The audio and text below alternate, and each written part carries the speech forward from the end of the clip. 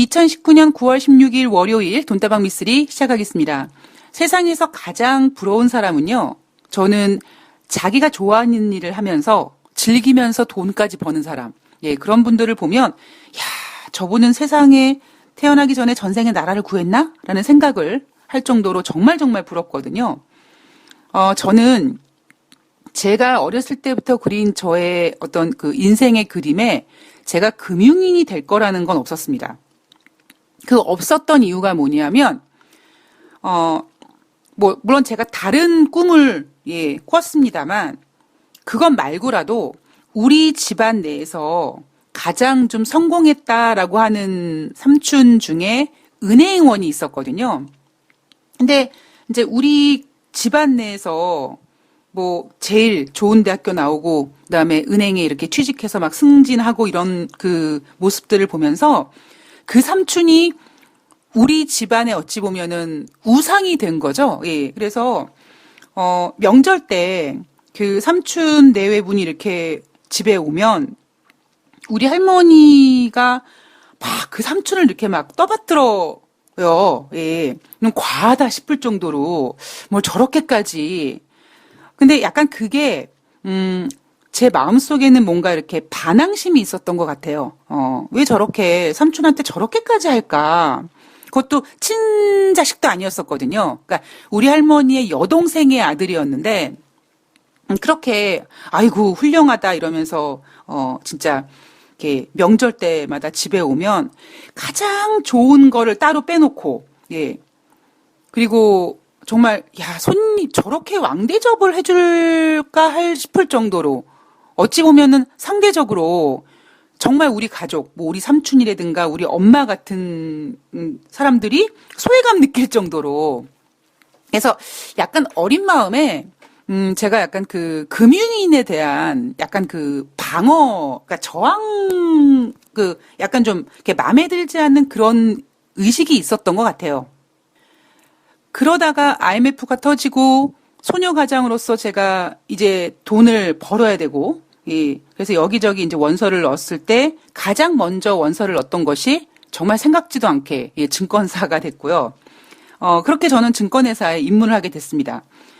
증권회사에 입사하면서 집안에서는 제일 먼저 안도의 한숨을 쉬었죠.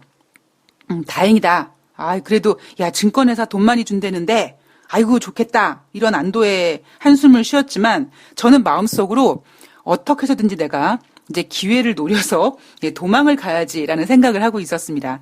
그리고 이제 그런 생각에 불을 붙인 사건이 하나 있었는데요.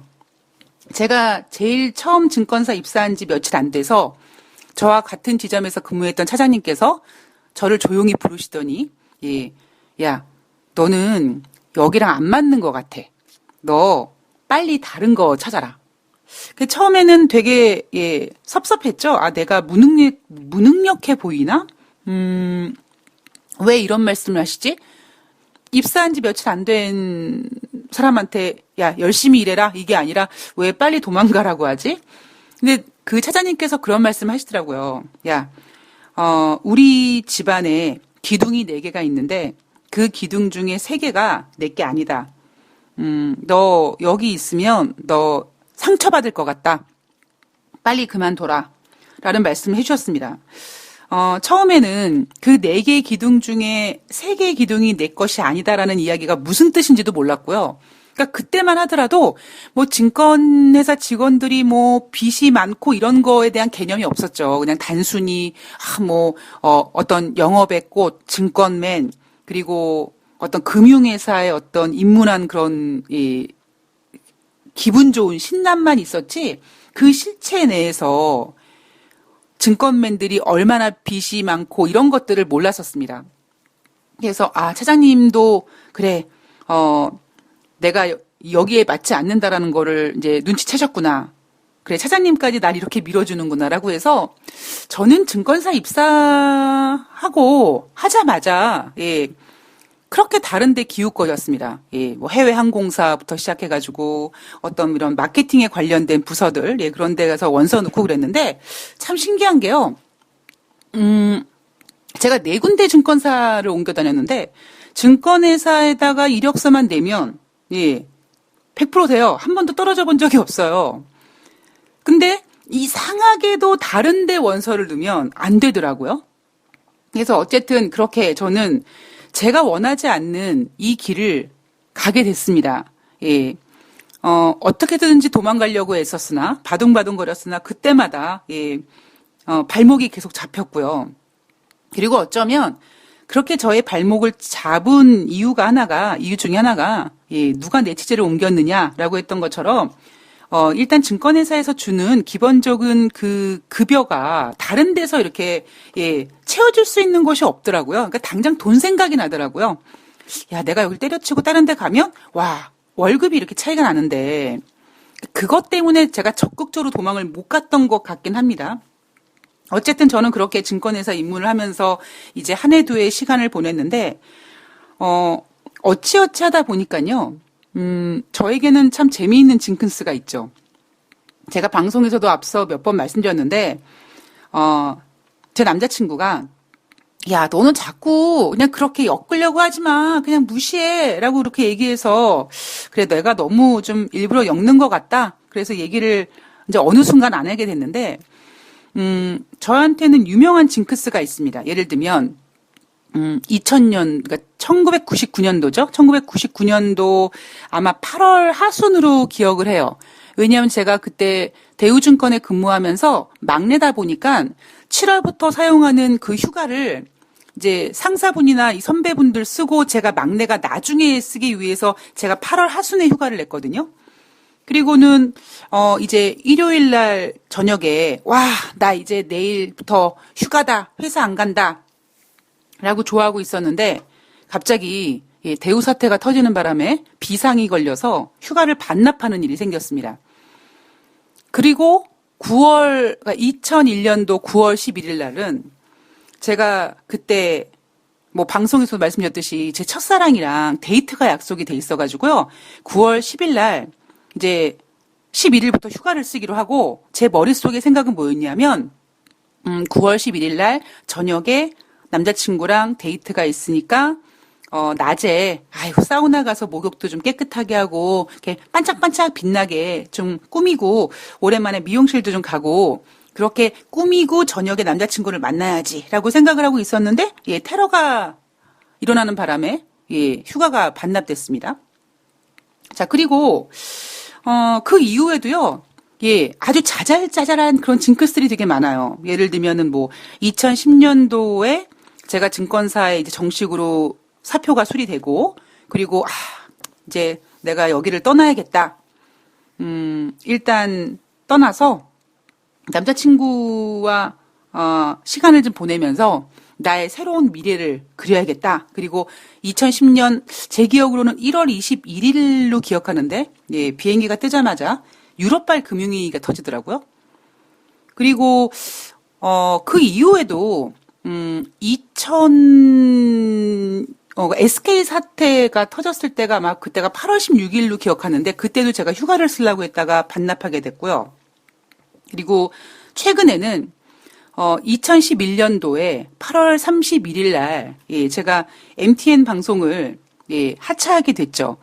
그러니까 국장님이랑 저랑 약간 좀 이렇게 트러블이 생겨서 치사하다, 안 한다. 그래서 제가 이제 방송을 내려놓기로 하고 8월 31일 마지막 방송에서 제가 생방송 중에 여러분들 주식소녀가 쉬면 방송 쉬면 그러니까 일을 쉬면 주가가 하락하죠. 저 그래서 오늘까지 방송하고 이제 내일부터 쉬니까 저는 풋 사겠습니다. 라고 얘기를 했었던 기억이 있거든요. 예, 그리고는 이제 9월 달에 주가가 하락하더라고요. 그리고 이제 그 이후에는 뭐 제가 제대로 일을 좀 꾸준히 해본 적이 없어서 그런 징크스가 없었습니다. 그러다가 이제 돈다방 미스리를 진행하면서 이제 예, 틈틈이 뭐 제가 지인분의 어떤 중요한 일을 좀 돕기 위해서 방송을 좀 쉬거나 그러면 아이고 언니가 쉬니까 증시가 시퍼렇구나 라고 하는 정도로 그러니까 제가 증시를 그때 쉬었을 때 방송 쉬었을 때가 언제였냐면 아마 북한이 미사일을 쐈을 거예요. 그렇게 제가 뭔가 일을 쉬면 제가 휴식을 취하면 뭔가 일이 터지는 그래서 제 지인분들은 야 미쓰리 너 쉬기 전에 얘기 좀 해줘. 너 휴가 쓰기 전에 얘기해줘. 옛날에 증권사 직원들이 야, 이주임, 너 휴가계 쓰기 전에 나한테 얘기 좀 해줘라. 나 선물 좀 매도치게. 그런 정도로 제가 휴식을 취하면 뭔가 일이 터지는. 거기에다가 가장 결정적인 건요. 2008년도 8월 15일 날 제가 미국에 가서 21일인가 22일인가 돌아왔는데 이제 그 21일인가 보다. 21일 날 돌아와서 이제 그때부터 저는 회사에서 이제 출근을 했는데 어떤 소송이 걸리고 민원이 들어와서 이제 그 문제 때문에 정신이 없었고 그러다가 제가 이제 아침에 눈을 떠서 출근하는 곳이 지점이 아니라 본사 법무팀으로 출근해서 매일 경위서를 쓰는 바람에 그때 이제 금융위기가 터졌죠. 그래서 이게 진짜 내가 그렇게 도망가고 싶어서 안달을 했는데 그냥 나는 이 바닥에서 그냥 가야 될 운명인가? 뭐 요즘 그렇게 제 운명을 이렇게 받아들이고 있습니다. 참 늦게 받아들인 것 같아요. 남들은 좀 일찍 받아들였으면 최소한 뭔가 한 30대 중반쯤에 쇼부를 냈을 텐데 저는 참 도망치다가 이제는 아이고 그러려니 자 주식은 내 운명이라고 이제 생각하고 받아들이기로 했습니다. 자 오늘 저의 어떤 수다가 좀 길어졌는데요. 제가 무슨 이야기를 하려고 하는지 아실 겁니다. 제가 안 쉬다가 그죠?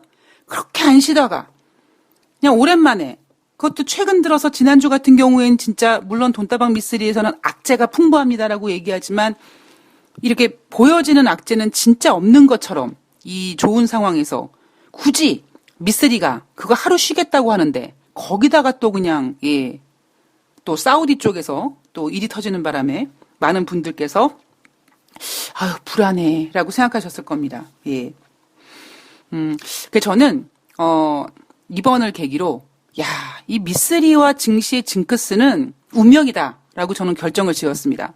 이게 그냥 뭐 그럴 수도 있지라고 생각할 수 있는데 굳이 그렇게 그 수많은 날들 중에 굳이 제가 쉬는 날 그죠?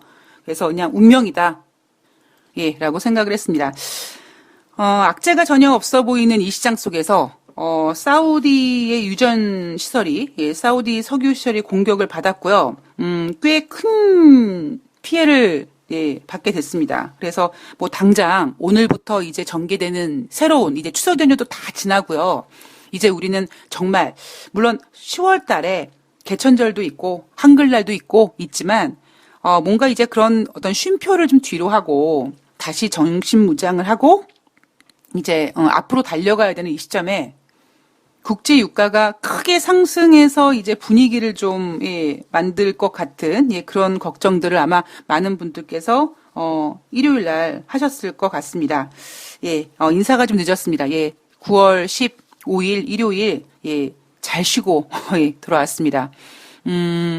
아직 저의 상태는 한 65% 정도가 충전이 되어 있는 상태고요. 그래도 9월 15일 하루 동안 컴퓨터도 안 켜고요. 가급적이면 좀 자연인으로 좀 돌아가 보자. 뭐 그런 생각을 하면서 하루를 보냈습니다. 그리고 다시 이제 정비해서 오늘부터 돈다방 미쓰리 다시 달려갈 거고요. 글쎄요. 이 징크스를 깰 수 있는 방법은 제가 정기적인 휴식을 취하면 되지 않을까. 뭐 그런 생각을 한번 해봤습니다. 9월 16일 오늘은요. 일단 이번 주에 가장 큰 재료는 FOMC 회의죠. 이 FOMC 회의도 지금 사실 물론 글로벌 경기 부양의 어떤 흐름은 맞지만 이번 7월달 FOMC에서 과연 금리를 인하할까? 원래는 그래 인하할 거야. 그래 기본요금 25bp 깔고 들어갈 거야 라고 했는데 지금 돌아가는 상황에서 가만히 있어봐. 소매 판매도 이렇게 좋고 소비자 물가지수도 변함없음이라고 생각했는데 0.1% 증가했고 이런 분위기가 좋은 상황에서 굳이 FOMC에서 금리를 또 인하할까? 뭐 이런 의구심이 드는 이번 주 한 주가 지금 시작이 되었습니다. 자, 우선 9월 16일 오늘부터 이제 20일까지 시작되는 한 주 동안 무엇을 체크해야 되는지를 떠나서 주말 동안에 과연 어떠한 일들이 우리가 쉬고 있는 동안에 우리가 이제 귀성길에서 집으로 돌아오는 그 운전대를 잡고 있는 동안에 혹은 미쓰리가 침대와 한 몸이 돼서 꿀잠을 자고 있을 동안에 어떤 일들이 일어났었는지 하나씩 점검을 해보고요. 그리고 이번 주 한번 체크를 한번 해보도록 하겠습니다. 우선 절대로 뺄 수 없는 이슈, 네, 바로 영국입니다. 영국은요, 글쎄요, 우리 존슨 총리가 점점 되게 유치해지고 있다. 사람이 코너에 몰리면 약간 좀 이렇게 밑바닥을 보여주게 되잖아요. 그 사람이 가지고 있는 저 밑에 있는 어떠한 그런 습성까지 이렇게 끄집어내게 되는 것이 바로 벼랑 끝에 쓰게 되면, 그러니까 코너에 몰리면 인간은 그러한 모습을 보여주게 됩니다. 자, 영국의 보리스 존슨 총리가요, 일간지 매일 일요판과 인터뷰를 했는데 어떤 이야기를 했냐 하면 우리는 10월 31일에 나갈 것이다. 예. 그러니까 저는 개인적으로 그래, 야 제발 좀 나가라. 야 이제 꼴 보기 싫다. 이 얘기도 하고 싫다. 이렇게 생각이 드는데 존슨 총리가 우리는 10월 31일에 나갈 것이다. 그렇게 이행할 것이다. 자, 배너 박사는 헐크가 그 푸른 짐승으로 바뀌기 전에 되게 지적인 그 이미지를 가진 사람이 배너 박사죠. 그 배너 박사는 족쇄에 묶여 있을지 모르지만 자극을 받으면 그것을 부숴버린다. 헐크는 화가 날수록 강해진다. 헐크는 아무리 단단하게 묶여 있는 것처럼 보여도 항상 벗어난다. 우리의 상황도 마찬가지다. 어떠한 상황도 브렉시트를 미루게 할 수 없다. 결국 이 얘기는 뭐냐면 영국을 헐크에다가 비유를 했는지 아니면 자신을 헐크에다가 비유했는지는 모르겠습니다만 지금 야당과 일부 노동당이 함께 추진하고 있는 노딜 방지법 내가 개무시할 거야. 니네가 노딜 방지법으로 나에게 족쇄를 취하려고 하지만 헐크가 그 족쇄를 항상 벗어나는 것처럼 그러니까 저는 이 헐크가 자신을 얘기하는 것 같아요. 그래서 나는 그 족쇄를, 그러니까 야당에서 노딜 방지법으로 이렇게 묶어 놓으려고 하는 거를 벗어날 것이다. 나는 헐크가 돼서 영국에 브렉시트를 할 거고 10월 31일 날 무조건 나갈 것이다. 뭐 이런 거죠. 이 존슨 총리가 어떤 그런 의지를 보여주기 위해서 헐크랑 비교한 거 부분에 있어서 전 벨기에 총리이자 현 유럽의회 의원이 트위터에다가 야, 트럼프적인 기준에서 보더라도 헐크 비유는 진짜 유화적이다. 예, 왠지 모르게 트럼프 대통령 의문의 1패가 됐죠. 자, 유럽연합이 그런 것에 겁을 먹을 거라고 생각하냐. 자, 영국인들이 존슨 너의 그 헐크 비유에 감동했을까? 뭐 이런 글을 트위터에다 올렸습니다. 저도 사실 이 존슨 총리가 헐크에다가 비유한 거를 보고 좀 유치해 보였거든요. 사람은 뭔가 이미지를 좀 극대화하기 위해서 내가 가지고 있는 그런 뭐 이미지, 뭐 그런 아이덴티티 그런 것들을 좀 만들기 위해서 나로서 나 혼자 보여주기 뭔가 부족한 부분이 있다면 다른 어떤 캐릭터를 비유해서 나의 이미지를 극대화하는 경우가 있죠. 예를 들면 돈다방 미스리 같은 경우에는 제가 뭔가 이 증권바닥에서 보여주고 싶은 저의 이미지가 제가 가지고 있는 것만으로 좀 약하니까 제가 그거를 좀 뭔가 이렇게 끄집어내기 위해서 안젤리나 졸리라는 배우의 캐릭터를 갖다가 두고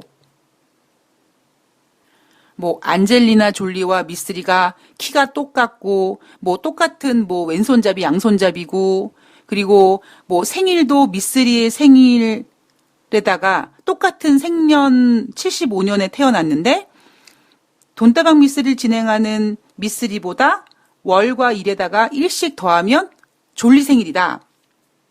그리고 뭐 여러 가지 이렇게 안젤리나 졸리와 미쓰리를 이렇게 비슷하게 제가 막 일부러 엮어가지고 약간 제가 저의 이미지를 이렇게 여러분들한테 어필했거든요. 그것처럼 사람이 가지고 있는 어떠한 그 성향 중에 하나가 내가 무언가에 나의 의지를 강력하게 어필하기 위해서 조금 그거를 보충시키기 위해서 플러스 알파 시키기 위해서 무언가의 캐릭터를 끄집어내는 기질이 있긴 하지만 제가 봤을 때는 존슨 총리가 조금 유치했던 것 같아요. 이 헐크에다가 비유를 하면서 존슨 총리가 요즘에 최근에 어벤져스를 봤나? 뭐 그런 생각도 했고요. 어쩌면 그 존슨 총리는 단순히 어떤 그런 마블 캐릭터 헐크가 아니라 조금 더 대의를 보여줄 수 있는, 뭔가 그런 거에 좀 이렇게 접목을 시켰어야 되는데, 존슨 총리가 그냥 자신이 뿔따구가 난 것 같아요. 그러니까 대의와는 상관없이, 대의고 나발이고 상관없이, 젠장 맞을 내가 브렉시트 한다고 하는데, 이 야당 것들이 지랄하네? 나 화났거든? 나 화나면 무섭거든? 그러니까 즉, 존슨 총리가 헐크를 비유했던 건 뭐냐면, 어떤 그 브렉시트에 대한 어떤 대의를 얘기하고 싶다기보다는 나 이만큼 화났어? 나 화나면 무서운 사람이야? 알지? 라는 자신의 어떤 분노를 어필하고자 헐크에다 비유했던 게 아닌가. 따라서 존슨 총리의 헐크 비유는 제가 봤을 땐 실패다. 라고 보고 있습니다. 자, 16일 날 룩셈부르크에서 존슨과 융커 위원장이 만납니다. 이제 일주일에 2번씩 정기적으로 이제 기술적인 협상에 들어갑니다. 이제 만나서 뭔가를 하자 이게 아니라 그냥 정기적으로 정해진 시간에 만나서 자, 우리 브렉시트 어떻게 할까요? 노딜 할까요? 말까요? 안전장치 어떻게 할까요? 의견이 안 맞는군요. 다음에 만납시다. 헤어졌다가 또 만나고. 즉, 그 얘기는 지금 진행되고 있는 16일 날 룩셈부르크에서 존슨과 융커가 만나는데 그리고 앞으로도 만날 텐데 그렇게 진행되는 협상에서는 특별한 게 나오기가 좀 어렵지 않겠느냐 뭐 그런 생각을 가지고 있습니다. 그러나 존슨 총리는 브렉시트 안전장치에 관한 양보의 신호가 있다. 그리고 이렇게 얘기하면서 유럽연합과 재합의 성사가 가능하다라고 확신했습니다. 뭐 이거는 존슨 총리의 생각인 거고요. 자, 노딜 방지법을 위반하지 않으면서 실질적으로 노딜 방지법을 무시하는 비밀 계획을 영국 총리가 세웠다. 존슨 총리가 세웠다. 그게 뭘까? 지금 현재 10월 14일까지 의회를 중단시켰는데 10월 달 중에 또다시 의회를 아마 멈추려고 할 것이다. 그렇게 이제 존슨 총리는 아예 의회를 정회시켜버리면서 시간을 계속 끌어버리고 시간을 그냥 끌면서 10월 말에 노딜 브렉시트를 감안하고서라도 그냥 브렉시트 해버리는.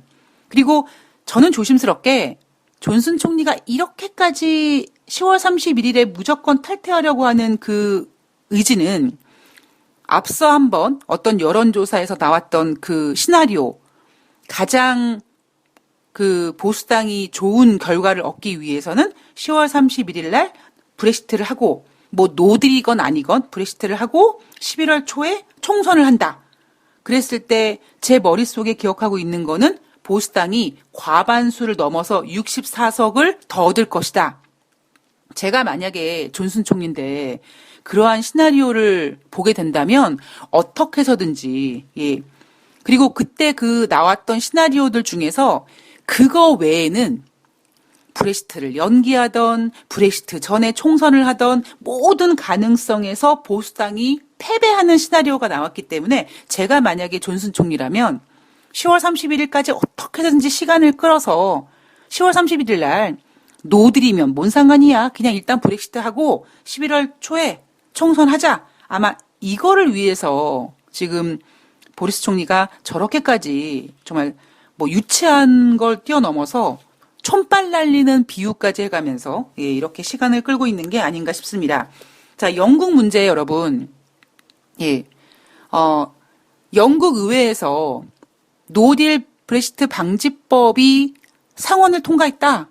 예, 그거 통과했다고 영국의 브렉시트 문제가 해결된 것이 아닙니다. 아직까지 공식적으로 1월 31일까지 연기된 것도 아니고요. 예, 10월 17일까지 일단 유럽연합과 합의를 봐야 되고요. 그게 안 됐을 때는 유럽연합한테 가서 우리 1월 31일까지 좀 연기해주면 안 돼요? 라고 부탁을 해야 되고요. 그리고 그 부탁을 받은 유럽연합이 영국을 제외한 27개국이 만장일치를 해서 영국의 브렉시트를 연기해줘야 되는 그런 아직까지 과정들이 준비가 되어 있습니다. 예, 아직까지 끝날 때까지 끝난 게 아니고요. 지금 단지 글로벌 시장에서 돈을 푼다. 사실 저도 헷갈려요, 요즘에. 왜냐하면 제가 2017년도 하순에 하반기에 증시가 꺾일 것이다 라고 잘못 예상했을 때 제가 뭘 놓쳤냐면 2016년 초에 진행됐던 각국의 정책 공조 기대감, 그때 돈을 더 풀었던, 그때 미국이 예상했던 금리 인상을 하지 않았던 그런 어떤 결정들이 유동성에다가 더 불을 붙이고 더 증시를 강하게 했다는 점을 제가 놓쳤었거든요.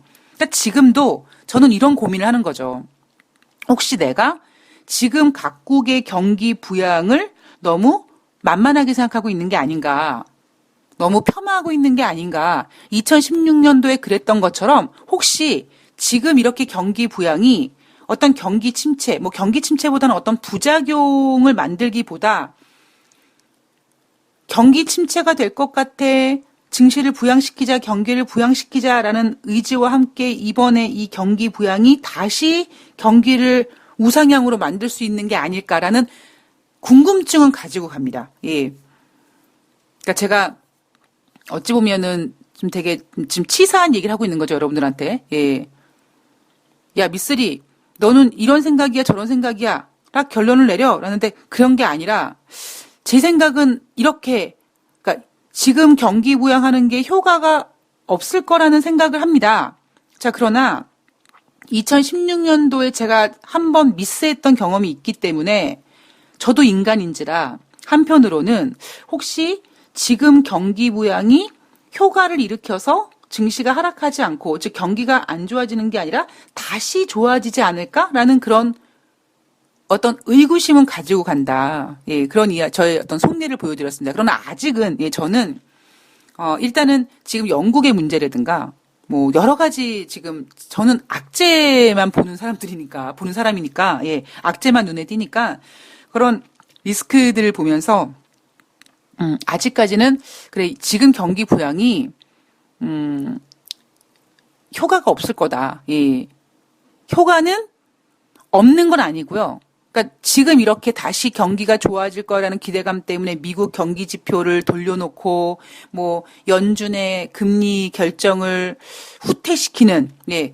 그리고 증시에 대한 기대감이 커지는 뭐 이런 모습까지는 만들 수 있지만 정말 무언가를 좋게 만들기에는 좀 한계가 있지 않을까라는 생각은 여전히 가지고 있습니다. 자, 2부에서 이제 사우디의 유전에 대한 유전 사태에 대해서 사우디의 유전이 스톱됐다. 과연 이 사태를 어떻게 봐야 되는가? 그 부분에 대해서 이야기를 이어가 볼 거고요. 그리고 오늘부터 이어지는 이번 주 한 주 동안 어떤 것들을 체크해야 되며 어떤 모습이 전개될지 나름대로 돈다방 미쓰리의 생각을 전해드리도록 하겠습니다. 2부에서 뵐게요.